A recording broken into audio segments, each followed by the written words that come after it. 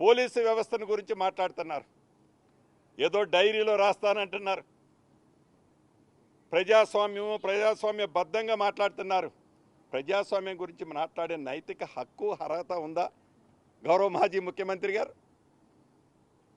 మొగుడు పెళ్ళం ఫోను మాట్లాడుకున్నా, అన్న తమ్ముడు ఫోను మాట్లాడుకున్నా, ఒక రాజకీయ పార్టీలో ఒక నాయకుడు ఇంకొక నాయకుడు మాట్లాడుకున్నా, మీ వ్యవస్థని వాడి, మీ సంస్థలను వాడి ఫోను ట్యాపింగ్ కార్యక్రమాన్ని చేపట్టి మొగుడు పెళ్ళాల మధ్య, అన్న తమ్ముల మధ్య, చివరికి గౌరవ జడ్జిల ఫోన్లు కూడా ట్యాప్ చేసి, ఆ ట్యాప్ చేసిన తొత్తులనందరినీ విదేశాల్లో ఉంచి ఈనాడు ఇక్కడుండి డ్రామా ఆడి ప్రజాస్వామ్యాన్ని గురించి మీరు మాట్లాడుతున్నారంటే ఇంతకంటే ఇంకేమైనా అవహేళన ఉంటుందా గౌరవ మాజీ ముఖ్యమంత్రి గారు?